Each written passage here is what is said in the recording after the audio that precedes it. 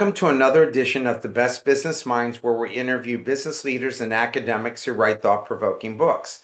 I'm Marc Kramer, a serial entrepreneur who consults with family businesses and entrepreneurs, and currently I'm teaching entrepreneurship at Vinh University in Hanoi, Vietnam. Today's guest is Kelvin Johnson Jr., author of the book, The Sales Trap Prevention Playbook. Kelvin, this book can't come at a better time, concerned with what goes on with the economy and everybody wanting to know how to close deals. So before we get started, Kelvin, if you can give us some background about how you got to where you're at right now professionally. Absolutely. And thank you for having me on the podcast today.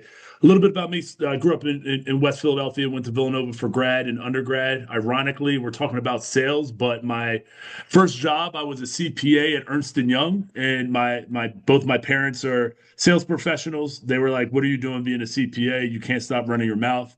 And they were right. So eventually I transitioned from being a CPA at Ernst& Young to actually strategy consulting for a top 20 firm in New York City. And then from there, I got the itch to join an early stage startup in Denver, Colorado. I was employee number 5.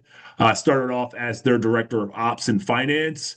Went from being employee number 5 to roughly 65 employees in a 2.5 year period. They experienced close to 7x revenue growth from the time I started into that 2.5 year period, and ended up landing into sales in a back of the envelope type of way. So being a CPA to running a business unit for that company.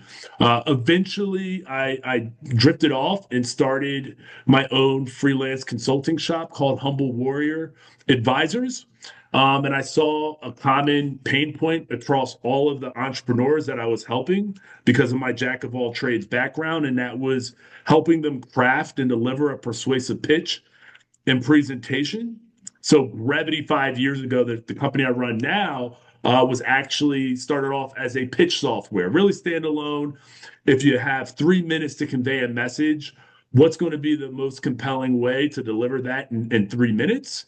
And then Brevity has evolved from a pitch software to an AI role-playing software, really helping people practice that back and forth conversation without needing a human, so you can practice in a psychologically safe environment with kind of an AI avatar. And now we've evolved from pitch software, AI role play, and now we're AI role play and coaching. So we actually now integrate with live conversations. So whatever you're practicing and teaching, if you're seeing that's actually showing up in the real world, to then provide a personalized learning plan based on where you may be struggling within your conversations. But what about AI? What is the role that AI is playing?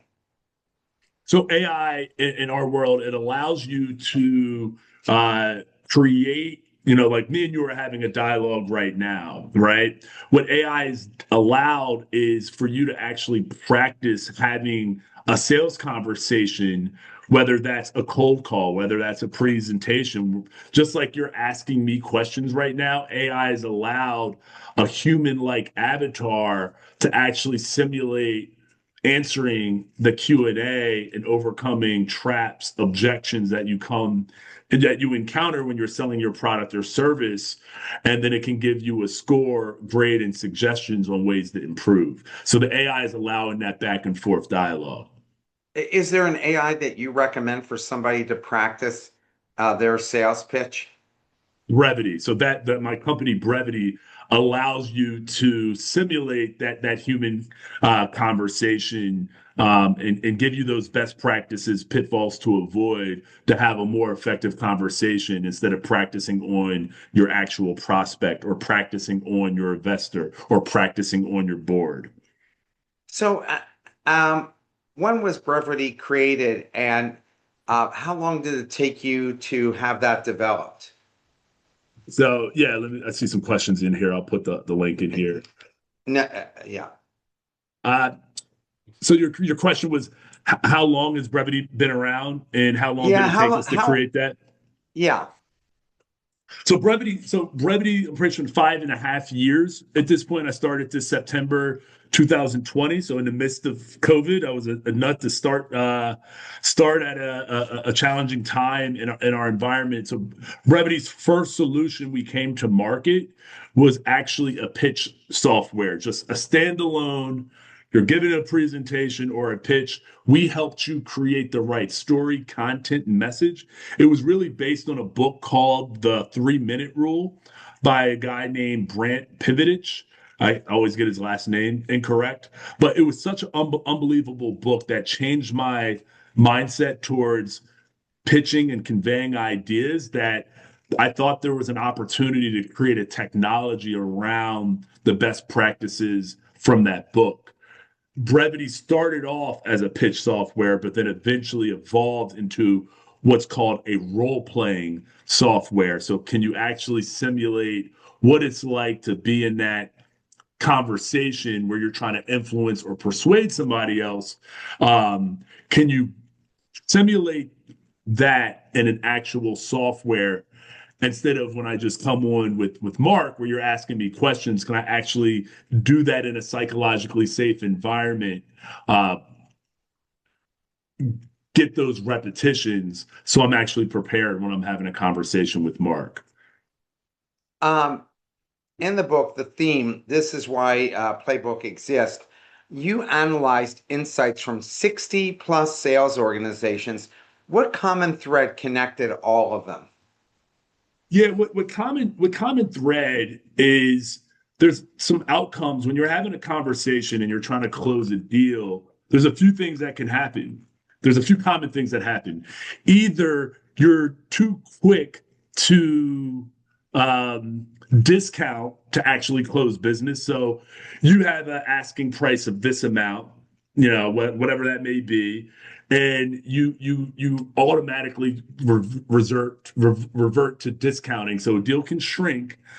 A deal that you may have projected to close within this quarter is stalled, so it can get moved, or it can just flat out die, whether that's losing to a direct competitor or losing to no decision. So the common thread we saw was, or these are the outcomes or the symptoms of what can happen when you don't have an effective conversation or you aren't pitching the right prospect.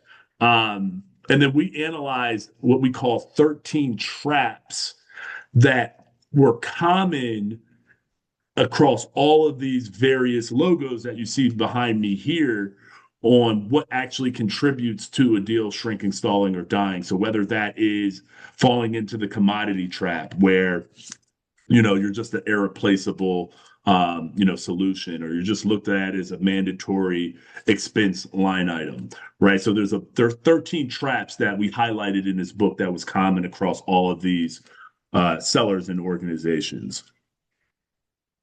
So, and hopefully we'll cover some of those gaps along the way here. What gap is traditional sales training were you trying to solve with this playbook? Because of AI, what's great about AI, there wasn't a amazing way to practice a sales conversation. The most common way was role playing. So role playing with your peer at your company has inherent challenges. One challenge is it requires time for the other person to be available. The second challenge is if I have camaraderie with my peer, the likelihood of them being insanely objective is lower, right? Either it requires the person you're practicing with to be an amazing actor, and selling and acting are two different things. So the problem before brevity and others like it was there wasn't a real effective way to practice, and that what AI has allowed is different behavior and personalities. You can now simulate those without a human. But now, because you have a new piece of technology, people don't necessarily know how to use it. So the reason we created this book is people believe that practice makes perfect. We don't believe that. We believe perfect practice makes perfect. So we wanted to provide a blueprint and a playbook for people to understand what they needed to practice and why they needed to practice those micro moments that can actually cause a deal to not close. Okay. How should listeners think about revenue performance differently from just sales performance? What's the difference? Yeah, we look at revenue performance really as a system, right? And some of the key aspects of that system are reverse engineering for the sales organizations that we sell to. One is reverse engineering what the A players do incredibly well and making sure that's well documented, right? And then the revenue performance system is really around, all right, what's happening in live conversations? How are we practicing? And then what's going on in the actual CRM? Like, are we actually closing deals? Are we winning deals? And really, it's a system between practice, live conversations, and the metrics. Are we actually hitting our goals and attainment and being able to reconcile live performance, practice performance, and then how you're actually showing up and is your team, eclipsing quota and goals. What makes the playbook practical instead of just theoretical? Yeah, so one of the what we've heard from the folks that have read the book and actually have implemented some of these best practices, pitfalls to avoid, um, is we've parsed out low performance, middle of the road, and high performance talk tracks across the 13 different traps in the actual book. So I'm a big fan of, the book Made to Stick, and they have an acronym in that book called Made to Stick of what makes something sticky, and it's an acronym called SUCCESS: simple, unexpected, concrete, credible emotion story. And I feel like what makes this more applicable is we provide more concrete examples of what great looks like across these 13 traps so people have a blueprint that they can actually work off of, not just the theory. In section two, the power of 15 minutes a day, theme daily discipline habit building. You argue that 15 minutes a day can transform performance. Why is that enough time? Salespeople are incredibly busy, and I would almost even modify that. Like my favorite statement is if it's not a strong enough why, there's rarely ever going to be a win, right? Whether that's WIN or WHEN. So 15 minutes, just understanding where you're having troubleshooting, where you're having difficulty within conversations, and just spending that honestly can be like 5 minutes because brevity's big on practicing micro moments, not entire conversations. We were talking about basketball a little bit earlier and Yeah. our love for like NBA classics.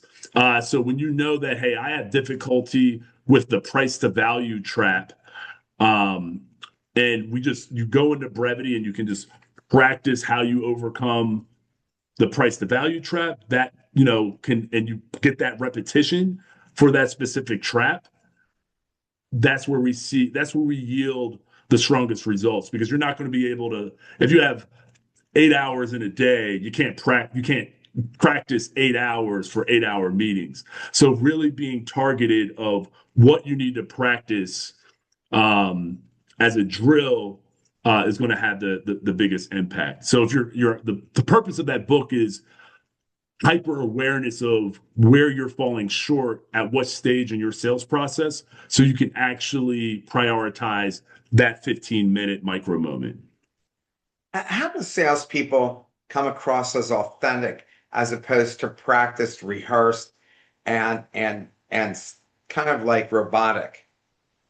Yeah, there's a big methodology that a lot of our clients use. You got to adapt before you got to adopt before you adapt. So we've set up a system in our methodology where people are moving from in our platform from scripted practice to live hints in the practice simulation to none.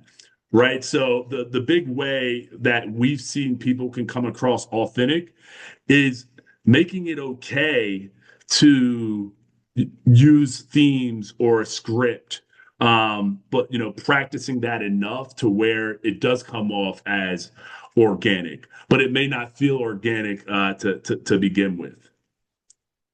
What happens neurologically or behaviorally when reps practice daily versus occasionally? The ability, the famous saying, everyone has a plan until they get punched in the mouth. Yeah, the Mike Mike Tyson. Tyson. Yeah. Yeah. So when you have the habit of practicing one or two of these traps, we talk about moving from knowledge to understanding to wisdom. What we found is by practicing, having targeted practice, especially as a warm up first thing in the morning, we've seen that really boost someone's confidence to where for the things that you didn't necessarily practice, it kind of slows the game down quite a bit to where you're able to adapt quicker on your feet. So by intentional targeted practices, we've seen the ability to actually be better prepared for some of the things you didn't practice, if that makes sense. Yeah, yeah, of course. You mentioned that top performers are built, not natural. What does that really mean in sales? And I really do believe that. Yeah, I think the key word is intentionality, right? And the top performers are built because they have the humility to be curious about what the top performers are doing. And then once you can kind of codify what the top performers are doing, and then prioritize, you can't implement everything at the same time. And that's why I'm a big fan of the book Tiny Habits. And that's why we encourage 5 to 15 minutes of practice, but dripping in those things that you can add up over time. How can leaders ensure those 15 minutes actually happen every day?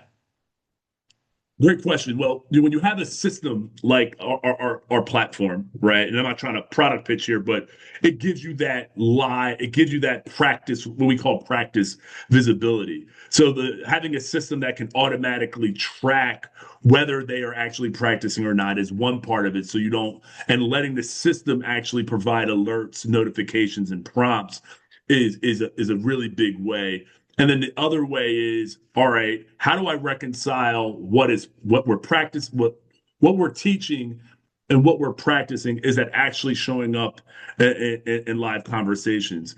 We talked about basketball a little bit earlier. There's certain players, I'm not going to name, that used to play for the Philadelphia 76ers that practiced shooting the jump shot, but when it came to actually doing it in the game, it didn't actually transfer, right? So making sure that the advent of call recording platforms, you can actually do a good job of reconciling what someone's practiced and seeing if it's actually showing up in the field.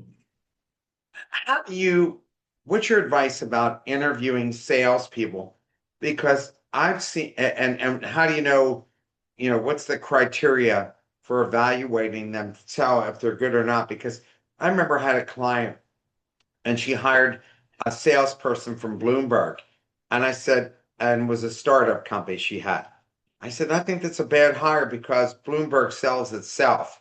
You want somebody who sold something that nobody ever heard of and was successful selling it. Well, what's your take when you are interviewing salespeople? What do you look for? What's the criteria? Believable question. One of our mantras, just in general, Brevity it's a venture-backed company. We have 9 institutional investors. Past success equals future success plus humility, right? So selling, to your point around selling Bloomberg versus selling a non-brand name, it comes with a different skill set and a different level of scrappiness and grit. So what we've done is we try and have our ideal candidate parameters where they've actually have had success selling a non-brand name. Now, in the absence of that, it's not that you don't necessarily take those type of individuals, but there's just going to be a lower confidence level if they haven't been there, done that before, and they're coming from a place of humility. What some of our most successful clients do, instead of just um, relying, salespeople can be very persuasive, right? That's kind of their job. So what we've done to actually weed out clients or candidates, we actually we actually have them go through a role play experience with a very hard um, prospect in our software to see, one, how do they handle a high stakes, uh, selling situation, and how do they react to the score they get? It's very hard to score an 85 in our software. So actually seeing how many times, so if they scored a 68 as an example, Mark, how many more times are they going to continue to come back, because you're testing the intangible? Are you just going to stop at the 68 score? And then the other thing we've implemented is a mock interview where we allow them to sell any product. They give us the background and context and the roles. We had one yesterday for an open position at the company, and the person unfortunately did not do well. He did not work the room. He didn't say, hey, recapping what we talked about previously, or, we only have about 25 minutes. What's most important for all of you to cover? What we've heard from other customers in this situation is XYZ. Making sure you're working the room, all those things that are really good sales behaviors. People need to demonstrate that in order to get across, and not just go by their word, but show me versus tell me. Yes, of course. I I think best salespeople are best listeners, and that they're ones who don't try to sell you, just consult with you and advise you. I mean, I think everybody sells themselves. I don't think I've ever been sold by a salesperson, but I think they definitely provide a lot of help. What's your take on that? Couldn't agree more, because I think the best sales people have integrity, right? And having strong integrity is like, what? Like one of my Aunt Judy the last week asked me, hey, could I get access to the platform? I have a presentation. That I want to pay for a brevity subscription. I have a presentation. And to be honest with you, brevity's good for two-way conversations, but standalone presentations where you're getting a score and a grade, that's not our sweet spot. That's not you can do it, but it's really janky. So the integrity of like, hey, Aunt Judy, this is actually not going to actually be a good fit. But these are the actual solutions that would be a better fit. I think the lost art of just having strong integrity, and being okay with detaching yourself from the outcome is a big way to differentiate yourself, because, I'm a big fan that will come back around in a positive way for you. I remember and this guy did it really, really well. I've attended a bunch of um, uh, with vacation week sales, where you're buying a week. What is that called? I'm forgetting what it's called when you buy a week here or a week. Timeshare? Yeah, timeshare. And I was in St. Martin, and this guy was selling timeshares in St. Martin. All he did was explain to us about how the timeshare worked, and that was it. And he said at the end, you can let me know anytime while you're here, or maybe when you go back to the US if you want to, just let me know. I thought that was the best sales job. No pressure, none of that. The only thing that kept me from buying was that the airfare was so expensive that the package deal actually was better than if I bought it. But if the airfare was cheap, I probably would have bought a week in St. Martin because I like St. Martin, and he did such an excellent job of just answering the questions without being pushy. People want to be guided, they don't want to be pushed. Yeah. If someone only implemented this one concept, what kinds of results should they expect? So what one concept should they focus on, and what would be the expectation of a good return for that? My favorite. Oh, this is actually a good question. So you're asking me what's one concept that if someone implemented would make a huge difference right away? That's kind of what I'm Yeah, hearing. Yeah, yeah. my number one concept is what I call winning the calendar war, right? And that's one of the traps. And the definition of that means while you're having a live conversation, when you're having a live conversation, I'm a big fan of being aware. I call it the shot clock. I like to make sure I'm keeping my eye on if it's a 30-minute meeting, 5 minutes before, I want to leave enough time to recap what was super important for them and get next steps scheduled during the actual meeting, right? Because I'm a big fan of the concept of direction, momentum, control. And one of the easiest way for a deal to die is not getting those next steps calendared during the actual meeting. Small example, Mark would be like, hey, does the same time work 2 weeks from now? Usually CEOs, business owners are incredibly busy and usually their calendars are filled for the next 2 weeks. It gives them a time and place to easily look on their calendar and see if that date is available and just making sure you're giving them urgency and a reason why and what's going to be covered in that next conversation. We've all been through that trying to schedule via email. And it's just a lot easier to keep the momentum going. We've seen that be the greatest difference for people to improve their performance. It sounds overly simple, but just making sure that you have the next steps on the calendar with the invite that they accept is one of the easiest ways to keep the momentum going for an opportunity. Um, Early stage deal killers. Let's start with differentiation trap. Why do so many reps fail to clearly stand out?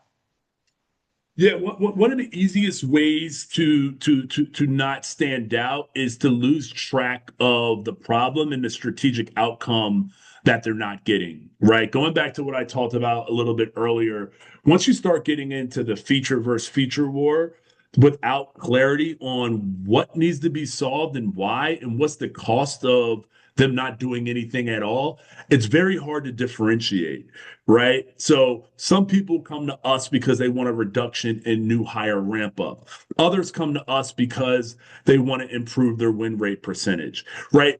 So there's different types of challenges that people are encountering. And if you don't have clarity as to what is going to actually move the needle for them, you may be focusing on features that are actually not relevant to solving the problem. So the more clear the problem definition is, the better it is for you to then bring up the most relevant case studies. And then that allows you to get out of the cost to cost feature versus future war. A lot of people want to focus on answering the questions, what you do and how much it costs versus what do I do for you and how much is it costing you not to have this problem solved. So, because once you can answer those two questions, it allows you to better differentiate. And for me, the way we encourage people to differentiate is one, getting clear problem definition. And then once you have clear problem definition, what are your lockouts? What do you do that your competitors do not do that your current customers care about? So for us to make that concrete in our world, we're one of the only solutions that have cell phone based role plays, right? So you can experience our desktop solution just by having a cell phone number. So you can create and execute role plays just by clicking the words create in brevity, right? On your cell phone. So depending on what's most important to the customer will allow you to understand what lockouts you have. Question from the audience. Can this type of making a deal conversation done with any AI, considering AI has no emotions and talking to AI is like talking to a very clever 3-year-old in a way it cannot see the bigger picture? How can conversation with a mature human be simulated with an AI?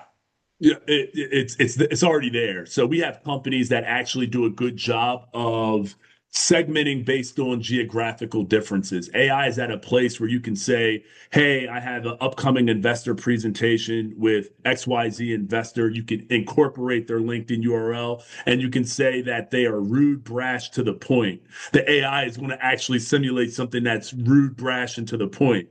Or you can even incorporate, some people use it for disc profile. So you can actually embed certain personality attributes. So when you're actually going back and forth with that AI avatar, it's going to resemble someone who's more dominant versus someone that's, more an influence, stable, or caring side. So AI has already captured the ability to, it may be the same exact cold call that you're practicing, in the same context, but with a slightly different personality. You can even program the AI to say this person says a lot, but doesn't say anything at all. So then you're going to have to navigate how to overcome that. Right. Yeah, for sure. How about here's additionally. So can this type of making a deal conversation be done with any AI as far as you give a profile to AI? Yeah, as long as you have good clarity into, um, obviously you want to work with the companies that this is where they specialize in, right? But as long as you have good, inputs, like in brevity, you have good inputs and you have great clarity into the personality and the behavior of the prospects. We also come with like pre-configured personas based on industries. It's pretty remarkable what you can do to actually simulate a live conversation. Yeah, I think it's pretty cool as well, what you can do. Can How do you do it for different cultures? Because here I'm in Vietnam, and selling here in Vietnam is a totally different experience than selling in the US. Yeah, so we're actually in almost every single continent at this point. Brevity is in 40 different languages. So as long as you understand the cultural nuances, that can just be easily plugged into the software, right? So if someone's a little bit more direct, um, or there's just certain no-nos, you can pre-configure that into your conversation simulation. How can a salesperson reposition themselves when a prospect says, "We're already using someone"? How can they reposition themselves when they're saying we're already using someone? So Yeah, yeah, so they already are saying, we don't need you because we already have somebody doing this for us." yeah, I mean the big thing is depending on the context. Well, what piqued your interest to? If we're already on the conversation, we actually are able to switch a lot of companies that use an AI role play software over to us. So what's important for you to accomplish if you're already using one. What brought you to this conversation today, and how can I make this most useful? Like just coming in with like pure curiosity and just asking layering questions. Clearly, you're on this call for a reason. Just being inquisitive to like understand what's not being provided over there. One of my favorite stories is one of our big strategic partners came onto a call and was like, Kelvin, I'm looking for it's a super East Coast. Kelvin, I'm not happy with the current state of the AI role play solutions in the market. I'm looking for someone that could be a partner with us. And I was just like, hey, I don't want to waste your time. What are you not getting out of these solutions? So I can jump right to it. So Yeah. so just being honest up front about what's super important to them and what they're not getting. I like the concept of the three M's: what's missing, what needs to be modified, And what needs to be what's missing, needs to be modified, or what are some new ideas that would actually take this experience to the next level? Um, the single-threaded trap is dangerous. How early should reps be multi-threading deals? Yeah, so what we've done, if it's a tier one, not all deals are equal, right? So before we even get into like deals, making sure you have at Brevity, we kind of categorize tier one, tier two, tier three. We don't like to even have tier three deals. We don't even like to have tier three deals as a part of. You should have a conversation with a tier three deal first and foremost. But if it's a but if it's a good deal, early, what we have some of our account executives do is they actually will probably mention on a few things. They'll mention on the call our CEO is so connected in the industry. It seems like he's already connected with insert economic buyer. So you're kind of like teasing them up front that like, hey, we already know who needs to be who we're eventually going to need to talk to, or they will have me run a campaign in parallel to saying, hey, uh, we started an initial project. You've hired great staff. Just wanted to kindly introduce myself. I'm Kelvin Johnson, but we're not talking about working together. We're just giving them a compliment and really just mentioning their team. What's the real risk of relying on one contact, and how does that typically show up? Relying on, you never want to negotiate with somebody that doesn't control the purse strings, right? So a lot of the time, people love the product, but unfortunately, the people that love the product aren't the ones that actually control the purse and the wallet, right? So you can spend a lot of time and resources and money and bandwidth resulting in a no decision, um, when you don't, include the people that own the problem. When you think about a racy matrix, the person that's accountable isn't necessarily the person that's going to be responsible for driving value in your business. What's the price comparison trap? How do you shift the conversation from price to value? And you were starting to talk a little bit about this a couple questions ago. Yeah. So how do you shift the conversation to price to value? If you're getting into like the weeds of like that goes back to clear problem definition and the impact of not actually the quantifiable impact of them not solving that problem, right? What is the lost revenue that you're experiencing if you're currently at your win rate percentage shifted from 13% to 11% over the last 2 quarters. There's a quantifiable impact of that happening in terms of your results. So when you don't have the clear quantifiable impact, you can't really pull on relevant case studies of where you've been able to help companies actually solve it. And then what happens is you're getting into fee by fee comparisons, and then you're unable to say like, are you most interested in the lowest cost provider or the one that can help you generate the most revenue, right? So without understanding that gap of where they need to be and why, you just allow that feature by feature, cost by cost comparison that is going to either result in a no decision or losing to a direct competitor.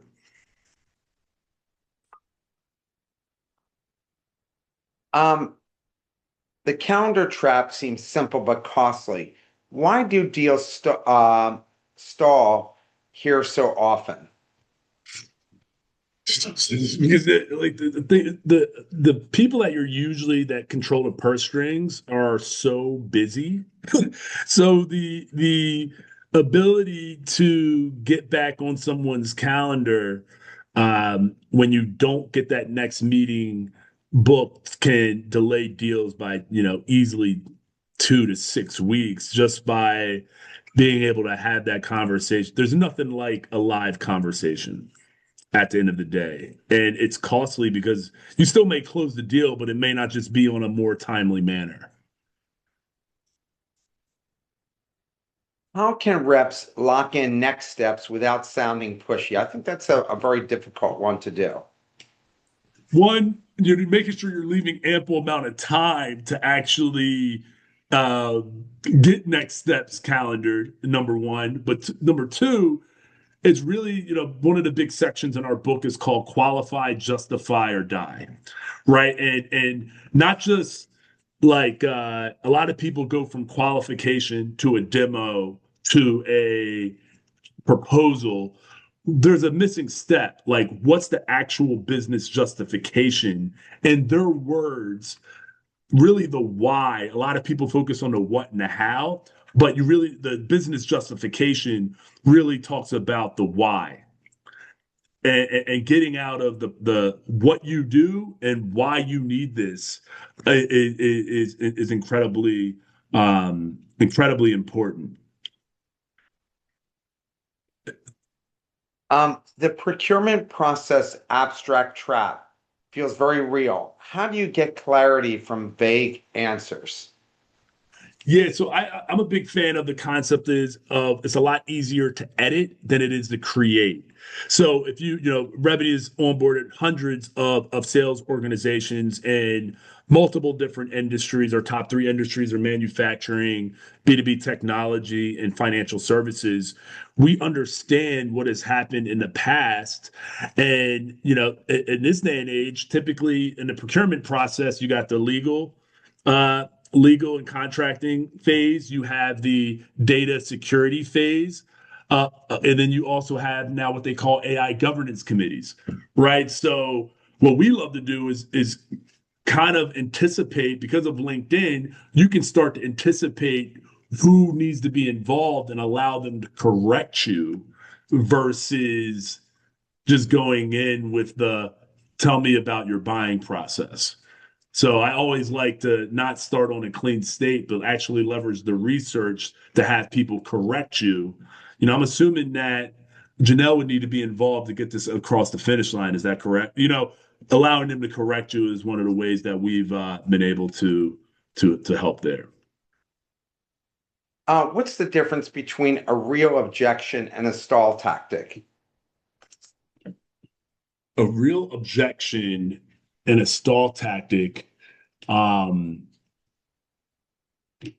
for a real objection is like, dude, this is really going back to uh and my Aunt Judy analogy where she was like, this is what I need.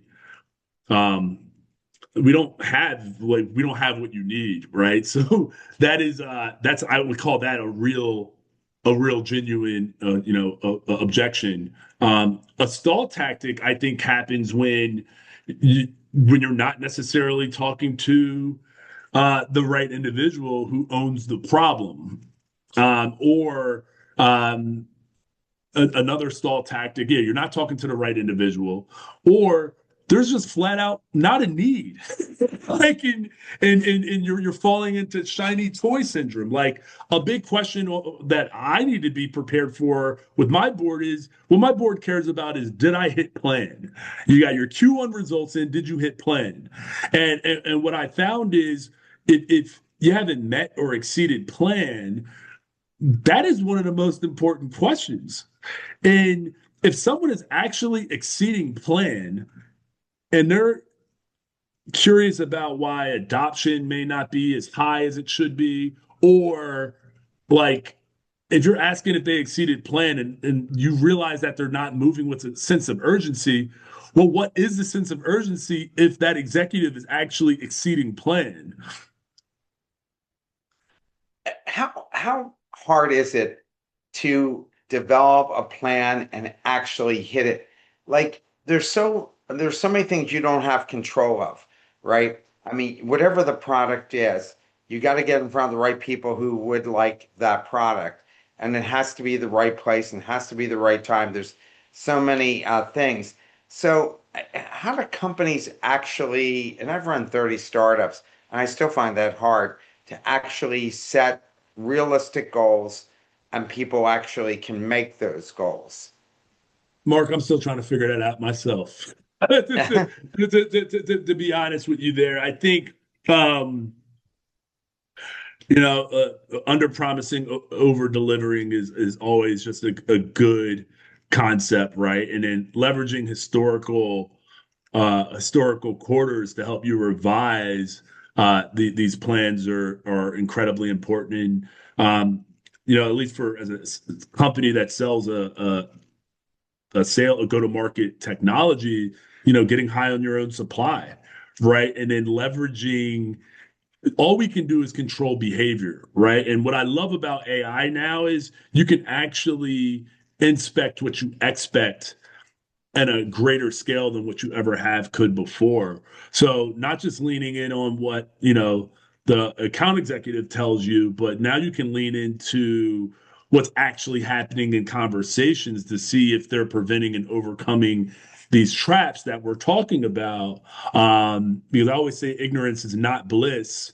When it comes to hitting plan, I'd rather know if we're at risk earlier in the quarter than week 2, week 3, than week 11, week 12. How do you prevent falling into the price to value trap late in the deal?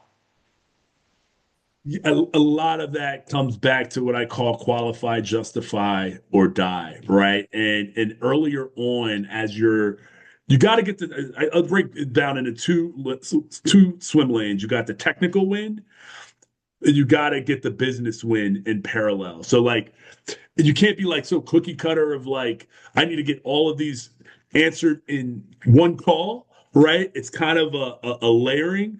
You have to still build trust. So not everybody's going to be able to trust you with the sharing the data right from the first call, right? Typically you may want to talk about, hey, peers in your industry, these were the strategic outcomes they got, and then as you build more trust, as you're showing aspects of your demo, making sure that it's super relevant, you're kind of building that business case in parallel. That allows you to be in a better position to not fall into just the price to value trap, and you're getting as concrete as possible.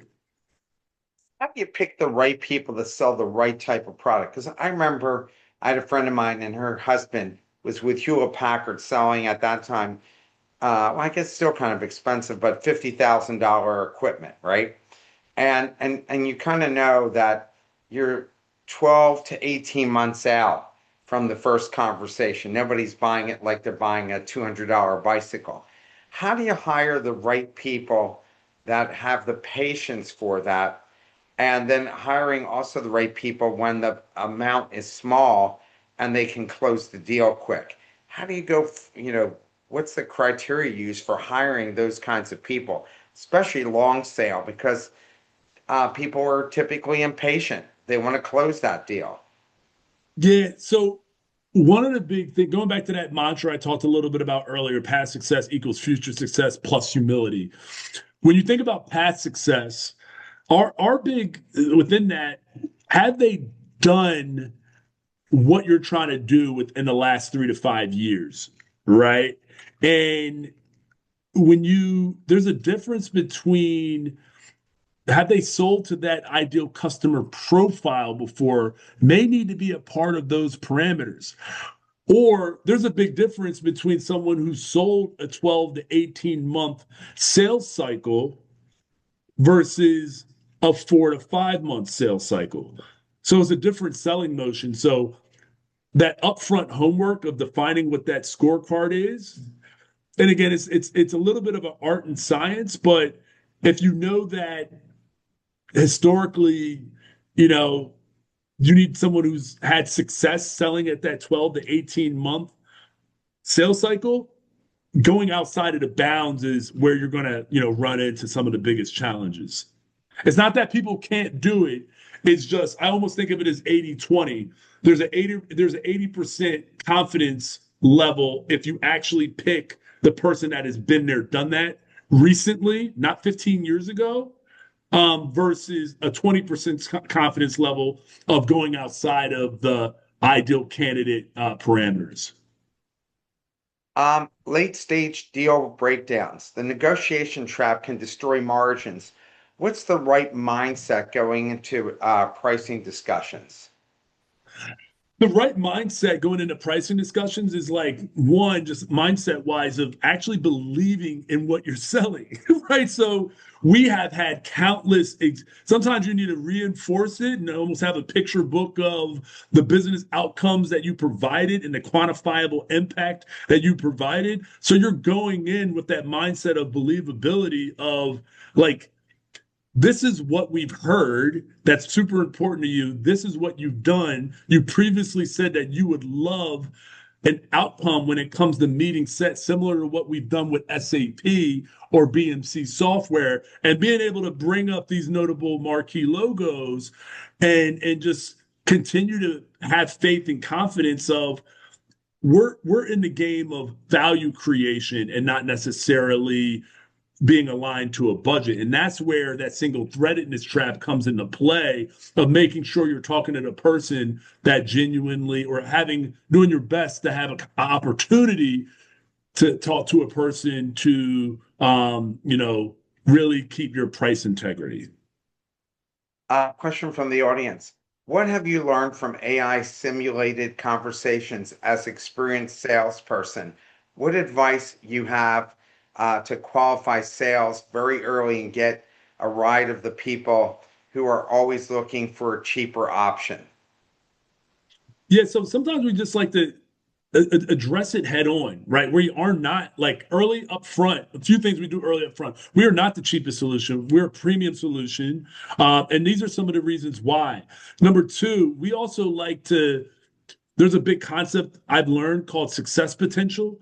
We've all purchased things, whether it's a product or service that we were super excited about, but then ended up not using it. So one of the big things we like to do is kind of condition prospects up front. This is the recipe of the most successful companies that actually have gotten hard ROI, and then kind of qualifying if they have those behaviors and being honest that if you all are not if you all are not in that realm to be able to, this is a commitment on your end to actually get these results, and just being honest if they're actually able to execute those, and if not, this is not going to be a good investment of your time.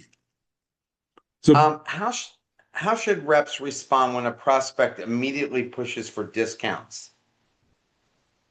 again, like are we looking for the, again, if you've done a good job of qualification, justifying the why qualitatively and quantitatively throughout the process, it puts you in a position to use the language they used of what was important. Again, tactfully, not shamefully, but using the language as to what they said it was important and what outcomes they're not getting with your solution, to just tactfully reinforce and remind them of, are we going for the lowest cost solution, or is this most important? One of the tactics we've used too is, when looking at your market, it seems like you guys are the highest, you guys are the premium product. Can you kind of refresh me on why people choose you over the cheaper alternatives? And then they have to label it out what those things So you are. can use it to your You can use advantage. that. So it seems like we're both on the same page as to why our prices are a little bit different than your direct competitors. The science trap is interesting. Why do reps over focus on features instead of outcomes? I hear that all the time. And in fact, one of my students, they started a very successful AI company, and they were telling a class of MBA students that nobody cares how the sausage is made, it just cares that it gets the job done. So don't focus all your pitch on how cool the technology is. focus on what it's going to do for them. What do you think of that? I think the biggest problem there, Mark, is there's a big gap between what I call business skills and sales skills. And I think our profession is really over indexed on sales skills versus business skills. And when you can talk about um, things that are actually impacting the owners of revenue, the owners of the P&L, of certain aspects of the P&L, getting more comfortable with, how's performance over plan, how's performance over previous periods, or when you're asking certain questions, because sometimes you come in with like middle management wants the solution, right? One of the most recent, questions that I love is, at the CEO's all hands, at the last CEO's at the last all hands meeting, what were those 3 to 5 key priorities that that's super important that was talked about at that level? When you can start to tie your solution to what is going to provide the biggest business impact, that's going to put that individual, the person asking these questions, reinforcing the bigger why, because some people you're actually pitching may not know, but they are responsible for executing it with your platform. How do you redirect highly technical buyers back to business value? Up front, you're making it, known in that initial conversation. If this is a place that we want to go down, it's just this the person that is actually the actual economic buyer. One of my favorite questions is you're here today. What is insert economic buyer's viewpoint on insert problem? And again, it's a way to just sniff test. Were they directed from the economic buyer to actually be in this conversation, or are they flying in solo? Because that's a good way to get a sniff test on how feasible this deal is. The amount of deals sometimes that you can spend 2 to 3 months of going through something technical, but you're not getting that business sales where you can run into the greatest uh, deal closures and deal losses. In the structural deal risk, the RFP trap wastes time. How do you identify when an RFP isn't worth pursuing? When you're not able to understand the question of who's at risk if this problem is not solved, right? If you don't really know the answer to that, what you could be running into is a competitor that already won the deal. They already shaped what the RFP needs to look like. But if you don't actually know who the owner of the problem is, of where if this problem doesn't get fixed, who's at risk of losing their job, that's a problem. The switching cost trap stops many deals. How do you reduce perceived risk for the buyer? That's a big deal, especially like in the computer industry or other places it's a big investment.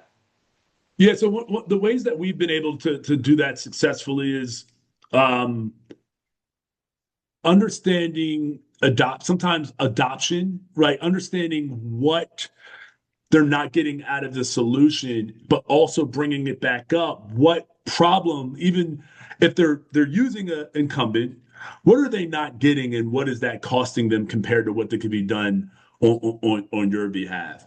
And then being able to show how frictionless and easy, giving them an easy way to start, whether that's a proof of value that isn't too cumbersome, or some of the ways that we've been able to help people switch to our solution. Here's my last question. After building this playbook and working with so many teams, what belief about sales has changed the most for you?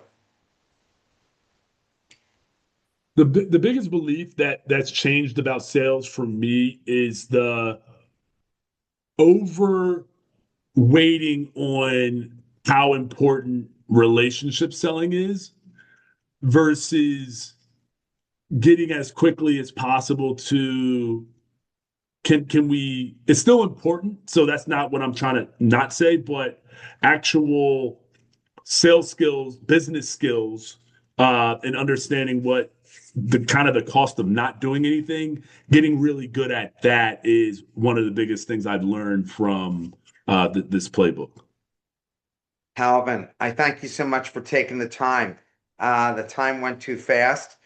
We all learned a lot about sales and gives us good ideas about how we might change our own sales tactics and how we deliver the information. So thank you so much for taking the time to speak with us today. Thank you. Everybody have a great weekend. Bye, everybody. Take care. Calvin, look forward to hopefully meeting you someday in person. Absolutely. Bye-bye.